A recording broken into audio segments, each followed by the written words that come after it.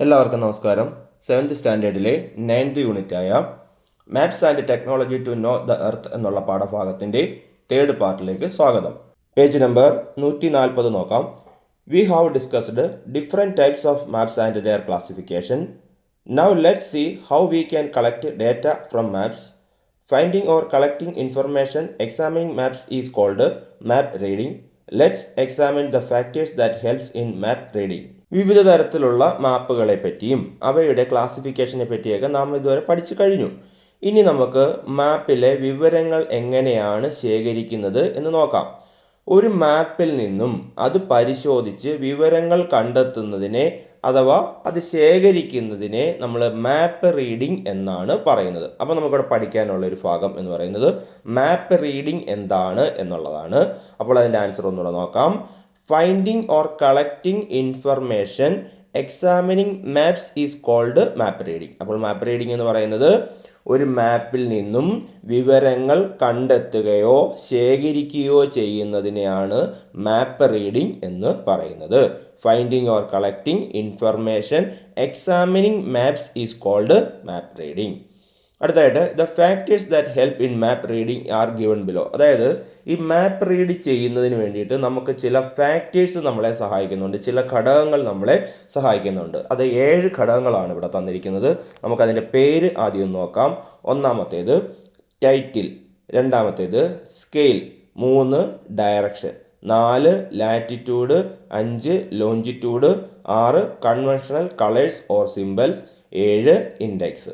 അപ്പോൾ 7 ഫാക്ടേഴ്സാണ് നമ്മളെ ഒരു മാപ്പ് റീഡിങ്ങിന് വേണ്ടി സഹായിക്കുന്നത്. അപ്പോൾ അതേതൊക്കെയാണെന്ന് ഒന്നുകൂടെ പറയാം. Title, scale, direction, latitude, longitude, conventional colours or symbols, index. ഇനി നമുക്ക് മാപ്പിലേക്ക് നോക്കാം. ഫിഗർ 9.6 നോക്കാം. ആ മാപ്പിനകത്ത് നമ്മൾ ഈ പറഞ്ഞ 7 ഫാക്ടേഴ്സും എവിടെയൊക്കെയാണ് അടയാളപ്പെടുത്തിയിരിക്കുന്നത് അല്ലെങ്കിൽ എവിടെയൊക്കെയാണ് നൽകിയിരിക്കുന്നത് എന്ന് നോക്കാം. അപ്പോൾ മാപ്പിലേക്ക് ശ്രദ്ധിച്ചാട്ടെ. ഒന്നാമതായിട്ട് ഈ കാണുന്നതാണ് മാപ്പിൻ്റെ ടൈറ്റിൽ എന്ന് പറയുന്നത്. ദ കേരള ഫിസിയോഗ്രാഫി എന്നവിടെ എഴുതിയിരിക്കുന്നു. അപ്പോൾ മുകളിൽ കാണുന്ന ഈ ഭാഗമാണ് ടൈറ്റിൽ. രണ്ടാമത്തേത് ഇതാണ് സ്കെയിൽ. സ്കെയിൽ എന്താണെന്ന് നമ്മൾ മുൻ ക്ലാസ്സിൽ പഠിച്ചു കഴിഞ്ഞു. സ്കെയിൽ എന്ന് പറയുന്നത് രണ്ടാമതായിട്ട് ഈ കാണുന്ന ഭാഗമാണ് സ്കെയിൽ. മൂന്നാമത് ഈ കാണുന്നതാണ് ഡയറക്ഷൻ. ഡയറക്ഷന് നമുക്ക് മുൻ ക്ലാസ്സുകളിലൊക്കെ നമ്മൾ പഠിച്ചിട്ടുള്ളതാണ്. Direction north, south, east, west ഉണ്ട്. അത് ഈ കാണുന്ന രീതിയിലാണ് മാപ്പിൽ അടയാളപ്പെടുത്തിയിരിക്കുന്നത്. നാലാമത്തെ ലാറ്റിറ്റ്യൂഡ് ഇതാണ്. ലോഞ്ചിറ്റ്യൂഡ് ഇതാണ്. അപ്പോൾ ലാറ്റിറ്റ്യൂഡ് ലോഞ്ചിറ്റ്യൂഡും നമ്മുടെ മാപ്പിൽ അല്ലെങ്കിൽ ഗ്ലോബിൽ രേഖപ്പെടുത്തുന്ന 2 വരകളാണ്. അടുത്തത് കൺവെൻഷണൽ കളേഴ്സ് ഓർ സിംബൽസ്. ഇവിടെ ആറാമതായിട്ട് കാണിച്ചിരിക്കുന്ന ഈ കൺവെൻഷണൽ കളേഴ്സ് ഓർ സിംബൽസ് എന്ന് പറയുന്നത് മാപ്പിൽ നമ്മളിത് ഫിസിയോഗ്രാഫിക് മാപ്പാണ്. 3 ഫിസിയോഗ്രാഫിക് യൂണിറ്റ് ആയിട്ടാണ് കേരളത്തിനെ തിരിച്ചിരിക്കുന്നത്. Highland, Midland, lowland. അപ്പോൾ ഈ 3 ഫിസിയോഗ്രാഫിക് ഡിവിഷനുകളും തിരിച്ചറിയുന്നതിന് വേണ്ടി 3 കളർ ഇവിടെ കൊടുത്തിരിക്കുന്നു. അതാണ് കൺവെൻഷണൽ കളേഴ്സ് ഓർ സിംബൽസ് എന്ന് അർത്ഥമാക്കിയിരിക്കുന്നത്. അടുത്തത് 7ാമത് ഈ കാണുന്നതാണ് ഇൻഡെക്സ് എന്ന് പറയുന്നത്. ഇത് മാപ്പിലെ ഓരോ കളറുകളും എന്തിനെ സൂചിപ്പിക്കുന്നു എന്ന് അവിടെ രേഖപ്പെടുത്തി വെച്ചിട്ടുണ്ട്. ഇൻഡിക്കേറ്റേഴ്സ് എന്ന ഹെഡിങ് കൊടുത്തിട്ടുണ്ട്. അപ്പോൾ ഇതാണ് ഇൻഡെക്സ് എന്ന് പറയുന്ന ഭാഗം. അപ്പോൾ ഈ 7 ഫാക്ടേഴ്സാണ് മാപ്പ് റീഡിങ്ങിന് നമ്മളെ സഹായിക്കുന്ന ഘടകങ്ങൾ. Okay, let's examine how each components is helpful for collecting information from maps. അപ്പോൾ ഈ ഓരോ ഫാക്ടേഴ്സും നമ്മളെ എങ്ങനെയാണ് മാപ്പ് റീഡിങ്ങിന് സഹായിക്കുന്നതെന്ന് നമുക്ക് വിശദമായിട്ട് നോക്കാം. First one, title. The title indicates the major geographical features that is depicted on a map. അപ്പോൾ ഒരു മാപ്പിൻ്റെ ടൈറ്റിൽ എന്ന് പറയുന്നത് ആ മാപ്പിൽ എന്ത് ജിയോഗ്രാഫിക്കൽ ഫീച്ചേഴ്സ് ആണോ തന്നിരിക്കുന്നത് അതിനെ സൂചിപ്പിക്കുന്നു. അപ്പോൾ ടൈറ്റിലിൻ്റെ പ്രാധാന്യം എന്താണ്? The title indicates the major geographical features that is depicted on a map. അപ്പോൾ അത് പഠിക്കേണ്ടതാണ് ടൈറ്റിലിൻ്റെ പ്രാധാന്യം എന്താണെന്ന്. ബാക്കി നോക്കാം. Observe the title of the given map. The title Kerala physiography indicates that the physiographical characteristics of Kerala are depicted on the map. നമ്മുടെ പുസ്തകത്തിൽ തന്നിരിക്കുന്ന ഫിഗർ 9.6 ആ മാപ്പ് നമുക്ക് ഒന്നുകൂടെ നോക്കാം. അതിലെ ഒന്നാമതായിട്ട് നമ്പർ ഇട്ട് തന്നിരിക്കുന്നത് കേരള ഫിസിയോഗ്രാഫി എന്നെഴുതിയിരിക്കുന്ന മാപ്പിൻ്റെ ടൈറ്റിലാണ്. അപ്പോൾ കേരള ഫിസിയോഗ്രാഫി എന്ന് പറയുന്നത് കേരളത്തിൻ്റെ ഭൂമിശാസ്ത്രം എന്നാണ്. അപ്പോൾ ഈ മാപ്പിൽ തന്നിരിക്കുന്നത് അല്ലെങ്കിൽ ഈ മാപ്പിൽ കാണിച്ചിരിക്കുന്നത് കേരളത്തിൻ്റെ ഫിസിയോഗ്രാഫിക് ഡിവിഷൻസ് ആണ്. ഹൈലാൻഡ്, മിഡ്ലാൻഡ്, ലോലാൻഡ് എന്നുള്ള 3 ഫിസിയോഗ്രാഫിക് ഡിവിഷനാണ്. അപ്പോൾ ഈ മാപ്പിൽ ഈ ഫിസിയോഗ്രാഫിക് ഡിവിഷൻ, അതായത് ഭൂമിശാസ്ത്രപരമായിട്ടുള്ള ഈ പ്രത്യേകതകളാണ് തന്നിരിക്കുന്നത് എന്ന് സൂചിപ്പിക്കുന്നതിന് വേണ്ടിയിട്ടാണ് മാപ്പിൻ്റെ ടൈറ്റിലിൽ കേരള ഫിസിയോഗ്രാഫി എന്ന് രേഖപ്പെടുത്തിയിരിക്കുന്നത്. അപ്പോൾ ടൈറ്റിലിൻ്റെ പ്രാധാന്യം നിങ്ങൾക്ക് മനസ്സിലായല്ലോ. ടൈറ്റിൽ എന്ന് പറയുന്നത് the title indicates the major geographic features that is depicted on a map. ഒരു മാപ്പിൽ തന്നിരിക്കുന്ന ജിയോഗ്രാഫിക്കൽ ഫീച്ചേഴ്സ്, ഭൂമിശാസ്ത്രപരമായ പ്രത്യേകത എന്താണ് എന്ന് സൂചിപ്പിക്കുന്നതിന് വേണ്ടിയിട്ടാണ് ടൈറ്റിൽ ഉപയോഗിക്കുന്നത്. അടുത്തായിട്ട് പേജ് നമ്പർ 141 ഒരു ആക്ടിവിറ്റി വന്നിരിക്കുന്നു. Observe the maps in the social science lab and identify the relation between the content and the title. അതായത് സോഷ്യൽ സയൻസ് ലാബിൽ പോയിട്ട് വ്യത്യസ്ത തരത്തിലുള്ള പലതരത്തിലുള്ള മാപ്പുകൾ അവിടെയുണ്ട്. ആ മാപ്പുകൾ നോക്കിയിട്ട് അതിലെ കണ്ടന്റും അതിലെ ടൈറ്റിലും തമ്മിൽ എന്താണ് ബന്ധം എന്ന് നിങ്ങൾ കണ്ടെത്താനാണ് പറഞ്ഞിരിക്കുന്നത്. ഇവിടെ നമ്മൾ മാപ്പ് നോക്കിയപ്പോൾ നമ്മൾ മനസ്സിലായി ടൈറ്റിലിൽ തന്നിരിക്കുന്ന വിവരങ്ങളായിരിക്കും ആ മാപ്പിൻ്റെ കണ്ടന്റായിട്ട് കൊടുത്തിരിക്കുന്നത്. അപ്പോൾ ആ ബന്ധം നിങ്ങൾ ഒന്നും കൂടെ നോക്കി മനസ്സിലാക്കാനായിട്ടാണ് പറഞ്ഞിരിക്കുന്നത്. അടുത്തതായിട്ട് സ്കെയിൽ എന്നുള്ള ഭാഗമാണ്. അപ്പോൾ സ്കെയിൽ എന്താണ് എന്ന് നോക്കാം. We know that maps are made based on the scale. അതായത് സ്കെയിൽ ഉപയോഗിച്ചാണ് മാപ്പുകൾ നിർമ്മിക്കുന്നതെന്ന് നമുക്കറിയാം, അല്ലെങ്കിൽ നമ്മൾ മുൻ ക്ലാസ്സിൽ പഠിച്ചു കഴിഞ്ഞു. അപ്പോൾ മാപ്പുകൾക്കെല്ലാം എന്തുണ്ട്? സ്കെയിൽ ഉണ്ട്.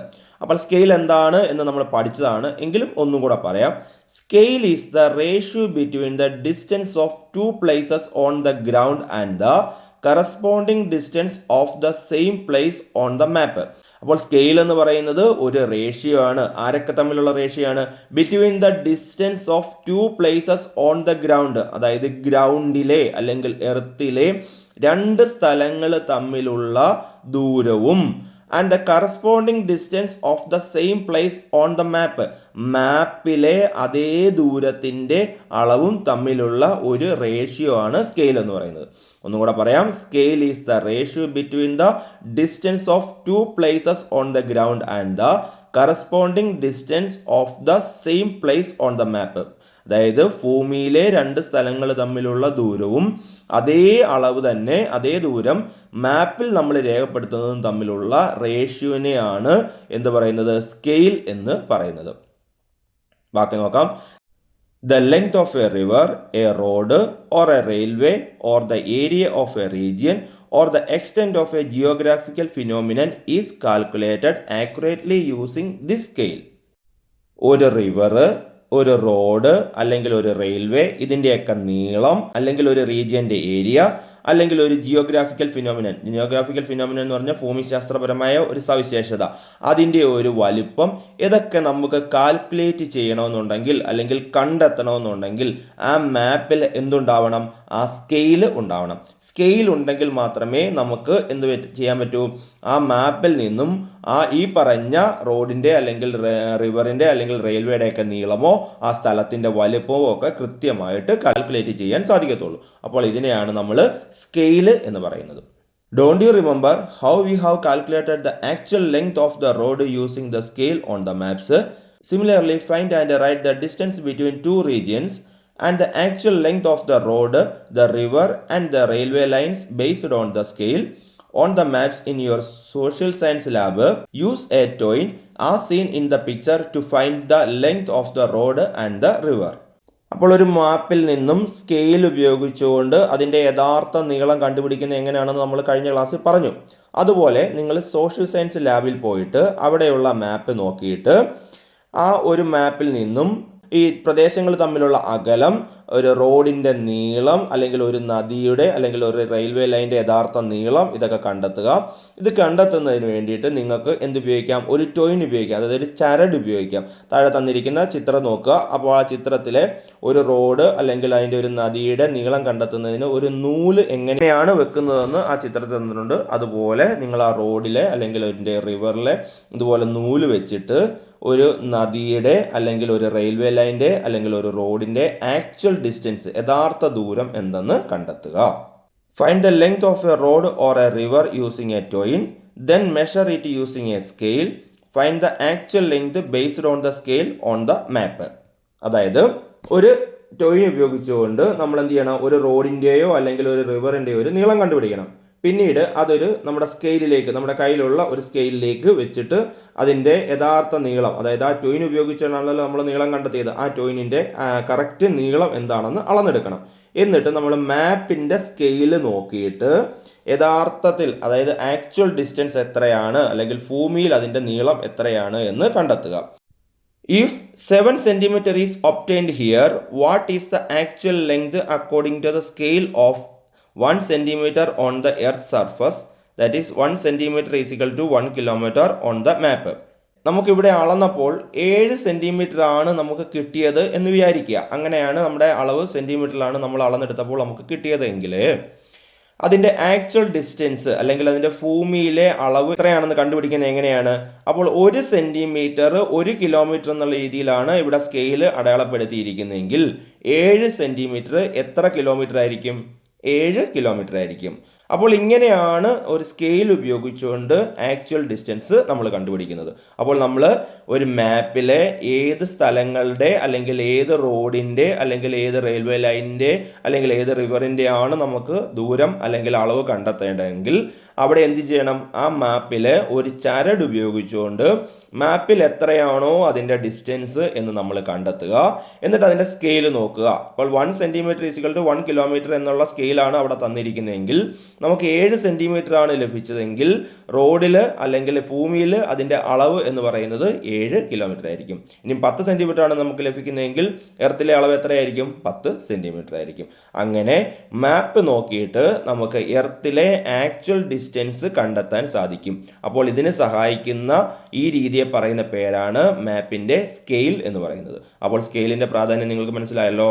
അടുത്തതായിട്ട്, generally 3 methods are used to record the scale on a map. അതായത് ഒരു മാപ്പിനകത്ത് സ്കെയിൽ രേഖപ്പെടുത്തുന്നത്, സ്കെയിൽ വരച്ചു വെക്കുന്നത് 3 രീതിയിലാണ്. അപ്പോൾ 3 തരത്തിലുള്ള സ്കെയിലുകളാണ് മാപ്പിൽ ഉപയോഗിക്കുന്നത്. അത് എന്തൊക്കെയാണ് എന്ന് നമുക്ക് നോക്കാം. ഒന്നാമത്തേത് statement of scale. See how the scale is written as a statement. For example, 1 centimeter on the map indicates 1 kilometer on the surface of the earth. 1 centimeter is equal to 1 kilometer. അതായത് നമ്മളിപ്പോൾ പറഞ്ഞു കഴിഞ്ഞ ഭാഗമാണ്. മാപ്പിലെ 1 സെൻറ്റിമീറ്ററിനെ എർത്തിലെ, നമ്മുടെ ഭൂമിയിലെ 1 kilometre ആയിട്ടാണ് കണക്കാക്കുന്നതെങ്കിൽ 1 centimetre is equal to 1 kilometre എന്ന് എഴുതി വെക്കും. ഇങ്ങനെ എഴുതി വെക്കുന്നതിനെയാണ് നമ്മൾ സ്റ്റേറ്റ്മെന്റ് ഓഫ് സ്കെയിൽ എന്ന് പറയുന്നത്. അപ്പോൾ സ്റ്റേറ്റ്മെന്റ് ഓഫ് സ്കെയിൽ എന്ന് പറയുന്നത് വളരെ എളുപ്പത്തിൽ നമുക്ക് മനസ്സിലാകത്തക്ക രീതിയിൽ എഴുതി വെക്കുന്നതിനെയാണ് സ്റ്റേറ്റ്മെന്റ് ഓഫ് സ്കെയിൽ എന്ന് പറയുന്നത്. Here scale is indicated in A simple way. അതായത് വളരെ എളുപ്പത്തിൽ, സിമ്പിളായിട്ട് എഴുതി വെച്ചിരിക്കുന്ന അല്ലെങ്കിൽ ഇൻഡിക്കേറ്റ് ചെയ്തിരിക്കുന്നതിനെയാണ് സ്റ്റേറ്റ്മെന്റ് ഓഫ് സ്കെയിൽ എന്ന് പറയുന്നത്. Observe the map and find out the scale written as statement. അതായത് മാപ്പുകളൊക്കെ പരിശോധിച്ചിട്ട് സ്റ്റേറ്റ്മെന്റ് ഓഫ് സ്കെയിൽ എന്നുള്ളത് കണ്ടുപിടിക്കാനാണ് പറഞ്ഞിരിക്കുന്നത്. അപ്പോൾ സ്റ്റേറ്റ്മെന്റ് ഓഫ് സ്കെയിൽ എന്ന് പറയുന്നത് എന്താണെന്ന് മനസ്സിലായല്ലോ. വളരെ ഈസി ആയിട്ട്, സിമ്പിളസ്റ്റ് വേയിൽ രേഖപ്പെടുത്തിയിരിക്കുന്നതിനെയാണ് സ്റ്റേറ്റ്മെന്റ് ഓഫ് സ്കെയിൽ എന്ന് പറയുന്നത്. അടുത്ത രണ്ടാമത്തെയായി, representative fraction or RF. Haven't you noticed the making of scales as RF is equal to 1:1 lakh. This method is called representative fraction. This indicates that 1 unit in the map is equal to 1 lakh units on the surface of the earth. അതായത് representative fraction പ്രകാരം RF is equal to 1:1 lakh എന്ന് എഴുതി വെച്ചാൽ അതിൻ്റെ അർത്ഥം എന്ന് പറയുന്നത് നമ്മുടെ മാപ്പിലെ 1 യൂണിറ്റ് എന്ന് പറയുന്നത് നമ്മുടെ എർത്തിലെ 1 lakh യൂണിറ്റുകളാണ്, 1 ലക്ഷം യൂണിറ്റുകളാണ്. അപ്പോൾ മാപ്പിൽ 1 യൂണിറ്റ് എന്നാണ് പറഞ്ഞിരിക്കുന്നത്, 1 സെൻറ്റിമീറ്റർ എന്ന് പറയുന്നില്ല. അപ്പോൾ മാപ്പിലെ 1 യൂണിറ്റ് ഭൂമിയിലെ 1 ലക്ഷം യൂണിറ്റുകളായിരിക്കും. അതിൻ്റെ അർത്ഥം ഒന്നുകൂടെ വിശദമായിട്ട് പറയാം. മാപ്പിൽ 1 സെൻറ്റിമീറ്റർ ആണ് നമ്മൾ അളക്കുന്നതെങ്കിൽ അത് ഭൂമിയിലെ 1 ലക്ഷം സെൻറ്റിമീറ്ററുകളായിരിക്കും. എന്ന് പറഞ്ഞാൽ മാപ്പിൽ 1 സെൻറ്റിമീറ്റർ അളന്നാൽ ഭൂമിയിൽ 1 ലക്ഷം സെൻറ്റിമീറ്റർ എന്നുകൊണ്ട് അർത്ഥമാക്കുന്നത് 1 ലക്ഷം സെൻറ്റിമീറ്റർ എന്ന് പറയുന്നത് 1 കിലോമീറ്റർ ആണ്. അപ്പോൾ മാപ്പിൽ 1 സെൻറ്റിമീറ്റർ അളന്നാൽ നമ്മുടെ ഭൂമിയിൽ എത്ര ആയിരിക്കും? 1 കിലോമീറ്റർ ആയിരിക്കും. അതിനെ വേറൊരു രീതിയിൽ എഴുതി എന്ന് മാത്രമേ ഉള്ളൂ. അപ്പോൾ നമ്മുടെ ഈ പറഞ്ഞിരിക്കുന്ന റേഷ്യോൻ്റെ അല്ലെങ്കിൽ ഈസ്റ്റു എന്ന് പറയുന്ന സിമ്പലിൻ്റെ അപ്പുറവും ഇപ്പുറവും ഒരേ യൂണിറ്റിലാണ് അടയാളപ്പെടുത്തുന്നത്. അപ്പോൾ 1:1 lakh എന്ന് പറയുന്നത് 1 യൂണിറ്റിനെ 1 ലക്ഷം യൂണിറ്റാക്കി മാറ്റിയിരിക്കുന്നു. എന്ന് വെച്ചാൽ 1 യൂണിറ്റ് മാപ്പിൽ അടയാളപ്പെടുത്തുമ്പോൾ അത് ഭൂമിയിലെ 1 ലക്ഷം യൂണിറ്റായി മാറുന്നു. മാപ്പിലെ 1 സെൻറ്റിമീറ്റർ എന്ന് പറയുന്നത് ഭൂമിയിലെ 1 കിലോമീറ്റർ ആണ്. അത് മാത്രമാണ് ഇതുകൊണ്ട് അർത്ഥമാക്കുന്നത്. Thus, the unit that is given before ratio indicates the distance on the map and the unit that is given after ratio is the distance of the surface of the earth. അതായത് ഇവിടെ തന്നിരിക്കുന്ന ഒന്നുകൂടെ നോക്കാം, RF = 1:1 എന്ന് പറഞ്ഞിരിക്കുന്നു. ആ റേഷ്യോന് മുമ്പ് തന്നിരിക്കുന്ന 1 എന്ന് പറയുന്നത് നമ്മുടെ മാപ്പിലെ ഡിസ്റ്റൻസും അതിന് ആ റേഷ്യോന് ശേഷം തന്നിരിക്കുന്ന 1,00,000 എന്ന് പറയുന്നത് എർത്തിലെ ഡിസ്റ്റൻസും ആയിരിക്കും. Here the distance on the ground and on the map is indicated in the same unit. ഇവിടെ മാപ്പിലെയും എർത്തിലെയും ഡിസ്റ്റൻസുകൾ ഒരേ യൂണിറ്റ് കൊണ്ടാണ് ഇൻഡിക്കേറ്റ് ചെയ്യുന്നത്. എന്ന് വെച്ചാൽ സെൻറ്റിമീറ്റർ ആണെങ്കിൽ മാപ്പിൽ സെൻറ്റിമീറ്റർ ആയിട്ടാണ് നമ്മൾ രേഖപ്പെടുത്തുന്നതെങ്കിൽ അത് എർത്തിലും സെൻറ്റിമീറ്റർ, മാപ്പിൽ മീറ്റർ ആയിട്ടാണ് രേഖപ്പെടുത്തുന്നതെങ്കിൽ എർത്തിലും മീറ്റർ. അപ്പോൾ ഏത് യൂണിറ്റായിട്ടാണോ നമ്മൾ അളക്കുന്നത് അതേ യൂണിറ്റ് തന്നെ മാപ്പിലും എർത്തിലും ഉപയോഗിക്കണം. For example, think that centimeter is the unit used to indicate distance here. Then the scale that is represented as representative fraction indicates that 1 unit of distance or 1 centimeter on the map is equal to 1,00,000 centimeter on the surface of the earth. 1,00,000 centimeter is 1 kilometer, isn't it? If so, 1 centimeter on the map indicates 1,00,000 centimeter on the surface of the earth, that is 1 kilometer. ഇത് നമ്മൾ പറഞ്ഞു കഴിഞ്ഞ കാര്യമാണ്. RF = 1:1,00,000 എന്നിവിടെ തന്നിരിക്കുന്നു. ഇവിടെ നമ്മൾ യൂണിറ്റായിട്ട് സെൻറ്റിമീറ്ററിനെ കണക്കാക്കുകയാണെങ്കിൽ 1 സെൻറ്റിമീറ്റർ എന്ന് പറയുന്നത് മാപ്പിലെ ഡിസ്റ്റൻസ് ആണ്. ആ 1 സെൻറ്റിമീറ്ററിന് ഈക്വൽ ആയിട്ടുള്ള എർത്തിലെ ഡിസ്റ്റൻസ് എന്ന് പറയുന്നത് 1,00,000 സെൻറ്റിമീറ്റർ ആണ്. 1,00,000 സെൻറ്റിമീറ്റർ എന്ന് പറയുന്നത് 1 കിലോമീറ്റർ ആണ്. അപ്പോൾ 1 സെൻറ്റിമീറ്റർ മാപ്പിൽ അളന്നാൽ നമ്മുടെ എർത്തിൽ എത്ര കിലോമീറ്റർ ആയിട്ട് കാണാം? 1 കിലോമീറ്റർ ആയിട്ട് നമുക്കതിനെ മനസ്സിലാക്കാൻ സാധിക്കും. അതാണ് റെപ്രസെൻറ്റേറ്റീവ് ഫ്രാക്ഷൻ എന്ന് പറയുന്നത്. അടുത്തായിട്ട് നമുക്കൊരു ചോദ്യം തന്നിരിക്കുന്നു. What is mean by the representative fraction RF = 1:2,00,000? Let's try to write it. അതായത് ഇവിടെ റെപ്രസെൻറ്റേറ്റീവ് ഫ്രാക്ഷൻ തന്നിരിക്കുന്നു. RF = 1:2,00,000. 1 എന്ന് പറയുന്നത് 2,00,000 ആണ് എന്ന് സൂചിപ്പിച്ചിരിക്കുന്നു. അങ്ങനെയാണെങ്കിൽ ഇതും കൊണ്ട് അർത്ഥമാക്കുന്നത് എന്താണ്? അപ്പോൾ നമ്മളിപ്പം പഠിച്ചു കഴിഞ്ഞു. ഇതിനെ നമുക്ക് സെൻറ്റിമീറ്റർ ആയിട്ട് കണക്കാക്കി കഴിഞ്ഞാൽ 1 സെൻറ്റിമീറ്റർ അല്ലെങ്കിൽ 1 സെൻറ്റിമീറ്റർ എന്ന് പറയുന്നത് 2,00,000 സെൻറ്റിമീറ്റർ ആയിട്ടാണ് ഇവിടെ കണക്കാക്കുന്നത്. 2,00,000 സെൻറ്റിമീറ്റർ എന്ന് പറയുന്നത് 2 കിലോമീറ്റർ ആണ്. അപ്പോൾ ഇവിടെ മാപ്പിലെ 1 സെൻറ്റിമീറ്റർ എന്ന് പറയുന്നത് എർത്തിലെ 2 കിലോമീറ്റർ ആണ്. ഓക്കെ, അടുത്ത activity find out and write the representative fraction observing the maps. മറ്റ് മാപ്പുകളൊക്കെ നിങ്ങൾ നോക്കിയിട്ട് ഇതുപോലെ റെപ്രസെൻറ്റേറ്റീവ് ഫ്രാക്ഷൻ കണ്ടെത്താനാണ് പറഞ്ഞിരിക്കുന്നത്. അടുത്തതായിട്ട് ലീനിയർ സ്കെയിൽ. അപ്പോൾ നമുക്ക് പിക്ചറിലേക്ക് നോക്കാം. ഈ പിക്ചറിൽ കാണുന്നതാണ് ലീനിയർ സ്കെയിൽ എന്ന് പറയുന്നത്. Linear scale is drawing and marking the scale as shown in the picture. അതായത് ഈ പിക്ചറിൽ കാണിച്ചിരിക്കുന്നത് പോലെ വരയ്ക്കുകയും രേഖപ്പെടുത്തുകയും ചെയ്യുന്നതിനെയാണ് ലീനിയർ സ്കെയിൽ എന്ന് പറയുന്നത്. Observe the maps and let's get familiarised with linear scale method. അതായത് മാപ്പുകളൊക്കെ നോക്കിയിട്ട് ലീനിയർ സ്കെയിൽ മെത്തേഡ് ഫെമിലൈസ് ചെയ്യാൻ അല്ലെങ്കിൽ പരിചയപ്പെടാനാണ് പറഞ്ഞിരിക്കുന്നത്. അപ്പോൾ നിങ്ങൾ ഇത്രയും ചെയ്താൽ മതി. ഈ പടം കാണുമ്പോൾ ഇതാണ് ലീനിയർ സ്കെയിൽ എന്ന് മനസ്സിലാക്കുക. അപ്പോൾ സ്കെയിലുകൾ 3 തരത്തിലുണ്ട് എന്ന് നമ്മൾ പറഞ്ഞു കഴിഞ്ഞു. ഒന്നാമത്തേത് സ്റ്റേറ്റ്മെൻറ്റ് ഓഫ് സ്കെയിൽ. അതായത് നമ്മൾ സാധാരണ ഉപയോഗിക്കുന്ന അല്ലെങ്കിൽ ഏറ്റവും എളുപ്പമാർഗ്ഗം ഉള്ളതിനെയാണ് സ്റ്റേറ്റ്മെൻറ്റ് ഓഫ് സ്കെയിൽ എന്ന് പറയുന്നത്. രണ്ടാമത്തേതാണ് റെപ്രസെൻറ്റേറ്റീവ് ഫ്രാക്ഷൻ അല്ലെങ്കിൽ RF എന്ന് പറയും. അത് ഇച്ചിരി ബുദ്ധിമുട്ടായിട്ട് തോന്നും എങ്കിലും പഠിക്കേണ്ട ഭാഗമാണ്. മൂന്നാമത്തേതാണ് ലീനിയർ സ്കെയിൽ. അത് നമുക്ക് കൂടുതലായിട്ട് പഠിക്കാനില്ല, പടം നോക്കിയിട്ട് ഇതാണ് ലീനിയർ സ്കെയിൽ എന്ന് മനസ്സിലാക്കിയാൽ മാത്രം മതി. അടുത്തായി page number 143, direction. You have got an idea about directions in the previous classes. അതായത് ആ ഡയറക്ഷൻ എന്താണ് എന്നുള്ള ഒരു ഐഡിയ നിങ്ങൾക്ക് മുൻ ക്ലാസ്സുകളിലൊക്കെ നിങ്ങൾ പഠിച്ചിട്ടുണ്ട്. Haven't you notice the sign N marked on the top of the map. അതായത് ഒരു മാപ്പിൻ്റെ മുകളിലായിട്ട് N എന്ന് മാർക്ക് ചെയ്തിരിക്കുന്നത് നിങ്ങൾ കണ്ടിട്ടുണ്ടാവുമല്ലോ. This indicates the northern side of the region depicted on the map. ഇതിനെയാണ് നമ്മൾ നോർത്തേൺ സൈഡ് അല്ലെങ്കിൽ വടക്ക് ഭാഗം എന്ന് വിളിക്കുന്നത്. അപ്പോൾ മാപ്പിൻ്റെ മുകൾ ഭാഗം നോർത്താണ് എന്ന് നിങ്ങൾക്കറിയാം. Imagine that we have go on a trip with the help of a map. If so, we find the north with a compass and adjust the north marked on the map according to the compass. Only then can we travel without missing the direction. See figure 9.8. അപ്പോൾ അതായത് നമ്മളൊരു മാപ്പ് ഉപയോഗിച്ചുകൊണ്ട് ഒരു യാത്ര പോവുകയാണ് എന്ന് വിചാരിക്കുക. അങ്ങനെ പോകുന്ന സമയത്ത് നമുക്കറിയാം മാപ്പിൻ്റെ മുകൾ ഭാഗം നോർത്താണ്, താഴ്ഭാഗം സൗത്താണ്, വലതു ഭാഗം ഈസ്റ്റാണ്, ഇടതു ഭാഗം വെസ്റ്റാണ് എന്ന് നമുക്കറിയാം. നമ്മൾക്കൊരു ദിശ പരിചയമില്ലാത്ത അല്ലെങ്കിൽ ദിശ അറിയാത്ത ഒരു സ്ഥലത്ത് നമ്മൾ ചെന്നു എന്ന് വിചാരിക്കുക. അവിടെ ചെന്നിട്ട് ഈ മാപ്പ് നമ്മൾ വെച്ചിട്ട് എവിടെയാണ് മാപ്പിൻ്റെ ഡയറക്ഷൻ എവിടെയാണെന്ന് നമുക്കറിയാം, നോർത്ത് മുകളിലാണ്. പക്ഷേ എർത്തിൽ എവിടെയാണ്, ഭൂമിയിൽ എവിടെയാണ് നോർത്ത് എന്ന് നമുക്ക് അറിയാൻ സാധിക്കത്തില്ല.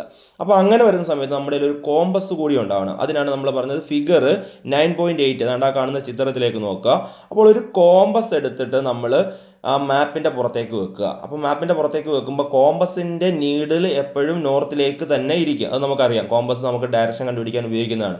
അപ്പോൾ ആ നീഡിൽ നോക്കിയിട്ട് നോർത്ത് ഏത് ഭാഗത്തേക്കാണ് അല്ലെങ്കിൽ നീഡിൽ എവിടേക്കാണ് ഇരിക്കുന്നതെന്ന് നോക്കിയിട്ട് ആ ഭാഗത്തേക്ക് നമ്മുടെ മാപ്പും കൂടെ തിരിച്ചു വെക്കുക. അതായത് നമ്മളൊരു സ്ഥലത്ത് ചെന്ന് കഴിഞ്ഞാൽ ആദ്യം നമ്മൾ കണ്ടുപിടിക്കേണ്ടത് കോമ്പസ് ഉപയോഗിച്ചുകൊണ്ട് നോർത്ത് എവിടെയാണെന്ന് കണ്ടുപിടിക്കുക. നമ്മൾ ആ നോർത്തിലേക്ക് അങ്ങ് തിരിഞ്ഞു നിൽക്കുക. എന്നിട്ട് നമ്മൾ മാപ്പും നേരെ പിടിച്ചു നോക്കുക. അപ്പം നമ്മുടെ മാപ്പിൻ്റെ മുകൾ ഭാഗം നോർത്തിലേക്ക് തന്നെ ഇരിക്കും, എർത്തിൻ്റെ നോർത്തിലേക്ക് തന്നെ ഇരിക്കും. അപ്പോൾ നമുക്ക് കൃത്യമായിട്ട് ഡയറക്ഷൻ കണ്ടുപിടിക്കാൻ സാധിക്കും. അതാണ് ഇവിടെ പറഞ്ഞിരിക്കുന്നത്.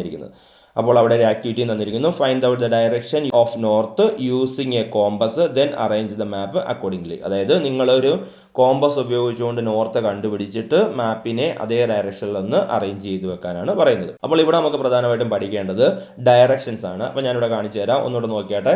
അപ്പോൾ ഇങ്ങനെ നമ്മൾ രേഖപ്പെടുത്തിയിട്ട് വരച്ചതിന് ശേഷം നമുക്ക് നോർത്ത്, സൗത്ത്, ഈസ്റ്റ്, വെസ്റ്റ് 4 ഡയറക്ഷനാണ് നമ്മൾ സാധാരണഗതിയിൽ പഠിക്കുന്നത്. ഇത് നമ്മൾ നേരത്തെ പഠിച്ചു കഴിഞ്ഞാണ്. എങ്കിലും ഒരു 4 എണ്ണം കൂടെ നമുക്ക് എക്സ്ട്രാ ആയിട്ട് പഠിക്കേണ്ടതായിട്ടുണ്ട്.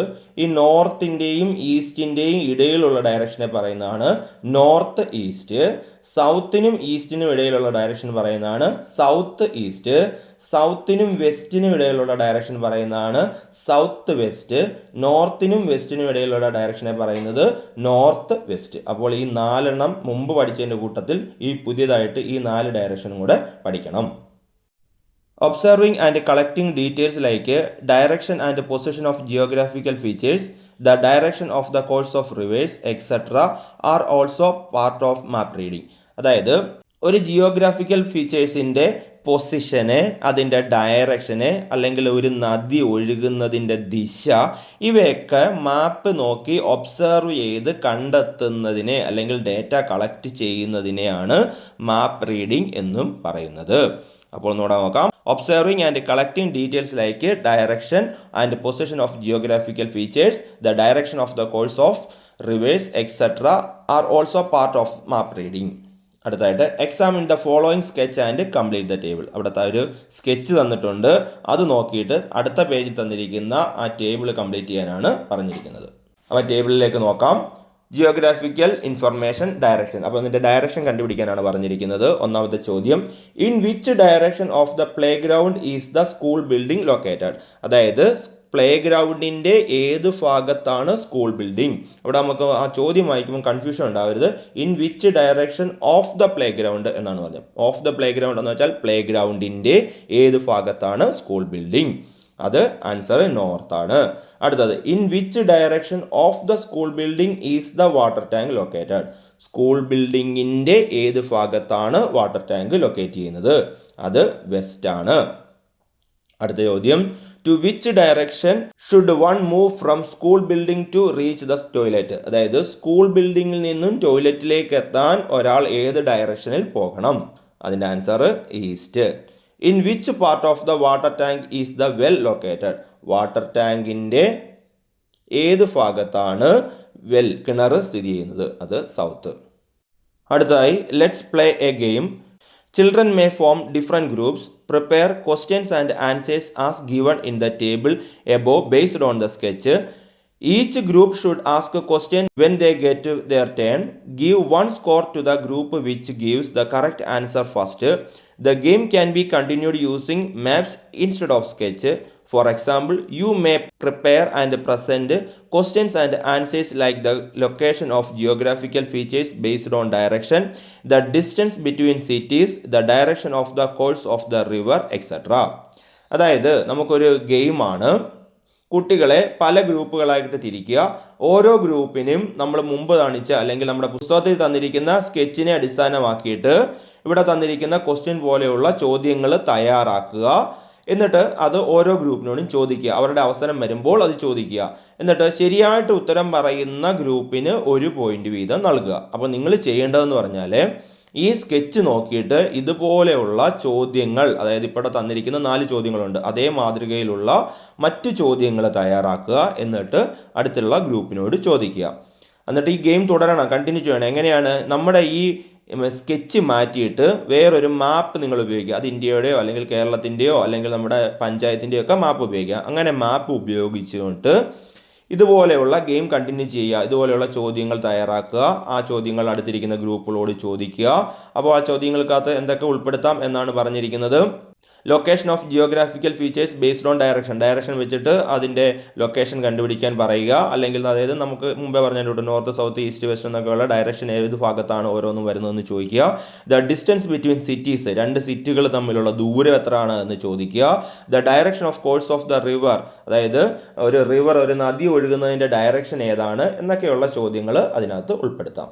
അപ്പോൾ നമുക്ക് ഈ മാപ്പ് നോക്കിയിട്ട് അല്ലെങ്കിൽ ഈ സ്കെച്ച് നോക്കിയിട്ട് കൂടുതൽ ചോദ്യങ്ങളൊന്ന് കണ്ടെത്താം. ഇവിടെ 4 ചോദ്യങ്ങളാണ് നിങ്ങൾക്ക് തന്നിരുന്നത് പുസ്തകത്തിനകത്ത്.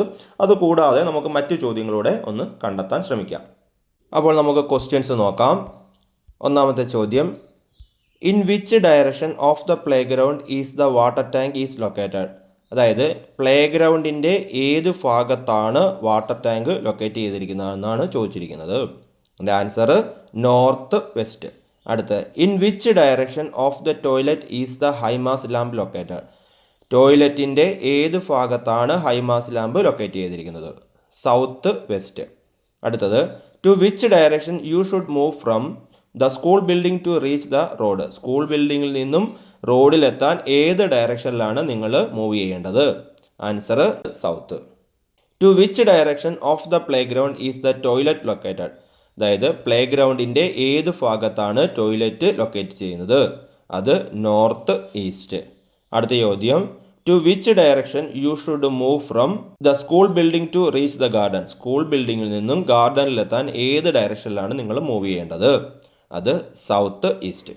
അപ്പോൾ ഇതാണ് ഞാൻ തയ്യാറാക്കിയ ചോദ്യങ്ങൾ. നിങ്ങൾക്ക് മറ്റു ചോദ്യങ്ങളും തയ്യാറാക്കി ഇതേ ഗെയിമിനകത്ത് ഉപയോഗിക്കാവുന്നതാണ്. അടുത്തതായി, conventional colours or signs.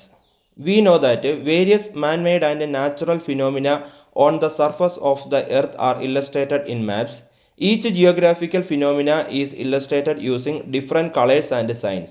Internationally accepted colors and the signs are used for this. നമുക്ക് വ്യത്യസ്ത തരത്തിലുള്ള മാപ്പുകളുണ്ട്. ഈ മാപ്പുകൾക്കകത്ത് മനുഷ്യനിർമ്മിതവും പ്രകൃതിദത്തവുമായിട്ടുള്ള പലതരത്തിലുള്ള സവിശേഷതകൾ നമ്മൾ ഉൾപ്പെടുത്താറുണ്ട്. അങ്ങനെ ഓരോ സവിശേഷതകളും നമ്മൾ ഉൾപ്പെടുത്തുന്നതിന് ഓരോ ചിഹ്നങ്ങളും നിറങ്ങളുമാണ് ഉപയോഗിക്കുന്നത്. അങ്ങനെ ആഗോളതലത്തിൽ, അതായത് ഇൻ്റർനാഷണൽ ലെവലിൽ അംഗീകരിക്കപ്പെട്ടിട്ടുള്ള നിറങ്ങളും ചിഹ്നങ്ങളും നമ്മൾ ഇതിനു വേണ്ടിയിട്ട് ഉപയോഗിക്കുന്നു. Do you know why geographical information is depicted on map using internationally accepted colours and signs? Peoples from all countries can read maps made in any country without confusion if we use internationally accepted colors and signs. These colors and signs are used on maps where man-made and natural phenomena are represented together. അതായത് ഈ internationally accept ചെയ്തിട്ടുള്ള അല്ലെങ്കിൽ എല്ലാ രാജ്യങ്ങളും, ലോകത്തിലെ മുഴുവൻ രാജ്യങ്ങളും accept ചെയ്തിട്ടുള്ള ചില നിറങ്ങളും ചിഹ്നങ്ങളും ഒക്കെയാണ് നമ്മൾ മാപ്പുകളിൽ ഉപയോഗിക്കുന്നത്. അങ്ങനെയുള്ള നിറങ്ങളും ചിഹ്നങ്ങളും നിങ്ങൾക്കറിയാമോ? നമ്മുടെ മാപ്പിൽ അല്ലെങ്കിൽ ഗ്ലോബിൽ നോക്കിക്കഴിഞ്ഞാൽ ബ്ലൂ കളറിൽ റെപ്രസെൻ്റ് ചെയ്തിരിക്കുന്നത് അല്ലെങ്കിൽ ബ്ലൂ കളർ കാണിച്ചിരിക്കുന്നത് എന്താണ്? വാട്ടർ ബോഡീസിനെയാണ്, ജലാശയങ്ങളെയാണ്. കടലുകളെയും മറ്റ് ജലാശയങ്ങളെയൊക്കെ നീല നിറത്തിലാണ് മാപ്പിലും അതുപോലെ തന്നെ ഗ്ലോബിലും റെപ്രസെൻ്റ് ചെയ്തിരിക്കുന്നത്. അതിൻ്റെ കാരണം എന്താണ്?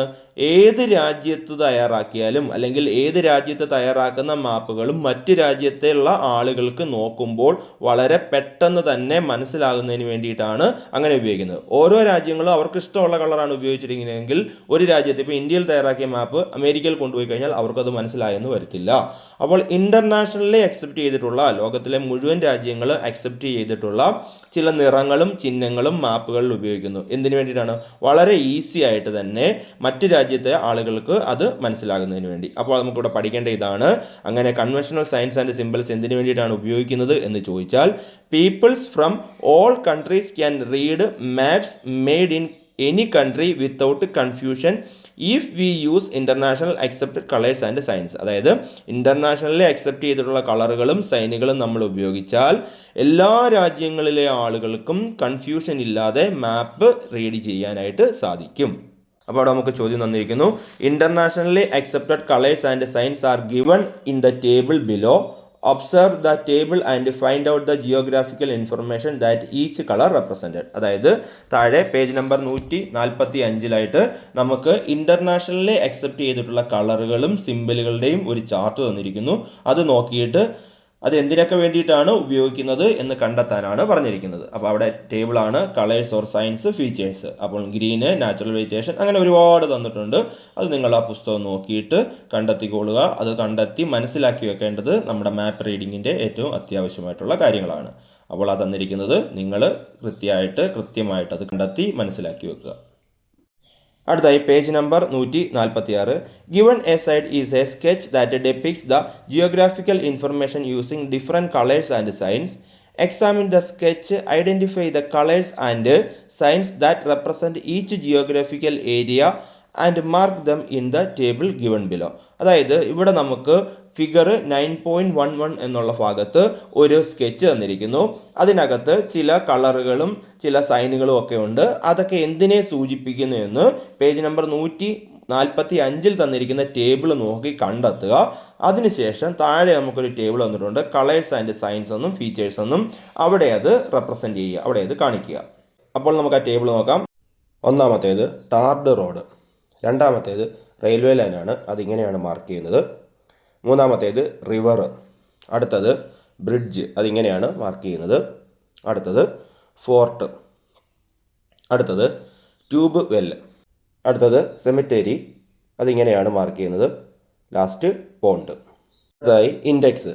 ഹാവിൻ you understood how an index of the sketch given above was prepared? An index is an essential factor in map reading. It helps us to understand what each color, sign or symbol on a map represent. അപ്പോൾ index എന്ന് പറയുന്നത് എല്ലാ മാപ്പുകളിലും ഏറ്റവും അത്യാവശ്യമായി ഉണ്ടാകേണ്ട ഒരു ഭാഗമാണ്. അതാണ് an index is an essential factor in map reading. Map റീഡിങ്ങിൻ്റെ ഏറ്റവും എസെൻഷ്യൽ ആയിട്ടുള്ള, അതായത് അവിഭാജ്യമായിട്ടുള്ള അല്ലെങ്കിൽ അനിവാര്യമായിട്ടുള്ള ഒരു ഘടകമാണ് ഇൻഡെക്സ് എന്ന് പറയുന്നത്. അത് എന്തിനു വേണ്ടി സഹായിക്കുന്നു? It helps us to understand what each colour, sign or symbols on a map represent. ഓരോ മാപ്പിലും കാണിച്ചിരിക്കുന്ന നിറങ്ങൾ അല്ലെങ്കിൽ ചിഹ്നങ്ങൾ അല്ലെങ്കിൽ അടയാളങ്ങൾ ഇവയൊക്കെ എന്തിനെ സൂചിപ്പിക്കുന്നു എന്ന് നമുക്ക് മനസ്സിലാക്കി തരുന്നതിന് വേണ്ടി മാപ്പിൽ ഉൾപ്പെടുത്തിയിരിക്കുന്നതാണ് ഇൻഡെക്സ് എന്ന് പറയും. അപ്പോൾ നമുക്ക് ഇവിടേക്ക് നോക്കാം. ഈ കാണുന്നതാണ് ഇൻഡെക്സ്. അപ്പോൾ ഈ മാപ്പിൻ്റെ ഈ ഇൻഡെക്സിൽ ഇതിൻ്റെ ഓരോ കളറും എന്തിനെ സൂചിപ്പിക്കുന്നു എന്ന് കാണിച്ചിരിക്കുന്നു. അപ്പോൾ ഇൻഡെക്സിൻ്റെ പ്രാധാന്യം മനസ്സിലായല്ലോ. അപ്പോൾ ഒന്നും കൂടെ നോക്കാം. An index is an essential factor on map reading. Map റീഡിങ്ങിൻ്റെ എസെൻഷ്യൽ ഫാക്ടറാണ് index. It helps us to understand what each color, sign or symbol on a map represent. അടുത്തതായി latitudes and longitudes. Latitudes and longitudes are essential to identify the location of each region and the geographical features on Earth, and also to collect information about them. Don't you remember the discussion on latitude and longitude in the previous classes? ഓരോ സ്ഥലവും മാപ്പിൽ എവിടെയാണ് എന്ന് നമുക്ക് കൃത്യമായിട്ട് locate ചെയ്യുന്നതിന് വേണ്ടി നമ്മളെ സഹായിക്കുന്ന ഒരു അവിഭാജ്യ ഘടകമാണ്, ഒരു എസെൻഷ്യൽ ഫാക്ടറാണ് ലാറ്റിറ്റ്യൂഡും ലോഞ്ചിറ്റ്യൂഡും.